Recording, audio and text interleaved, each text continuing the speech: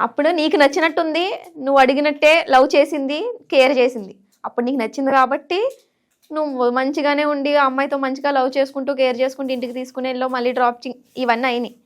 ఇప్పుడు ఆ అమ్మాయి వద్దు అనేసరికి నీ రియాక్షన్స్ ఎలా ఉన్నాయి? సేమ్ అలానే లేవు కదా. అదే కేరింగ్, సరే నార్మల్ గా పోనీ ఇంటికి వస్తూ ఉండు, మీ అన్నతో నీతో మంచిగానే ఉంటాను, నార్మల్ గా ఎప్పుడైనా మాట్లాడావా తనతో? ఇప్పుడు లవ్లో ఉన్నప్పుడు చెప్పేసి నేను తర్వాత ఇంకా అడుగుతున్నా, మంచిగా ఉందాం, కలిసి ఉందాం, ఇబ్బంది పెట్టాను, నార్మల్గా ఉందాం, ఇంకా అసలు లేదా మొత్తం టోటల్గా వద్దు. అయినా అంత తొందర ఏముంది, పోనీ టైం తీసుకుందాం. ఇప్పుడు టైం తీసుకుందాం అంటే నువ్వు నాకు టైం ఇస్తానే కదా అబ్బా. ఇప్పుడు ఇంటర్వ్యూ పిలిచినావు, నేను టైం అడిగినా కొద్దిసేపు, నేను కొద్దిగా కెమెరా ముందుగా మాట్లాడడం రాదు, టైం అడిగినా, నువ్వు నాకు టైం ఇచ్చినావు, నేను టైం అడిగితే ఇవ్వాలి కదా. ఇప్పుడు అక్కడ అమ్మాయి మీలాగా ఫ్రెండ్స్ తో బయటకు వెళ్ళి కాసేపు డైవర్ట్ అవ్వడానికి తిరగడం ఆ స్కోప్ కూడా అమ్మాయికి ఉండదు.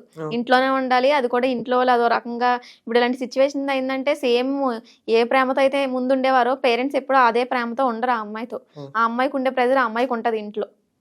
సో అక్కడ వాళ్ళు ప్రెజర్ పెట్టి నువ్వు ప్రెజర్ పెట్టి ఆ అమ్మాయి పరిస్థితి ఏమవ్వాలి మెంటల్ గా. అంటే కొంచెం ఆ అమ్మాయికి టైం ఇస్తే కొంచెం కూల్ గా అర్థం చేసుకుని నిజంగా నీ మీద లవ్ ఉంటే మళ్ళీ తిరిగి వస్తుంది కదా అని అంటున్నాను నేనేమంటున్నా అంటే, మీరు ఇంతసేపు వరకు అమ్మాయి అమ్మాయి అని సాగు కొడతారు కదా, నా గురించి వాళ్ళు చేస్తారా? అవును కదరా, నువ్వు చేతిలో కోసుకున్నావు అని వాళ్ళు ఇస్తారా? అది నీ మెంటాలిటీ. ఎవరు కోసుకోమన్నారు? అమ్మాయి కోసుకోమని చెప్పిందా? అంటే నా మెంటాలిటీ అంటే నాకు నా వల్ల కావడం లేదు ఇంకా.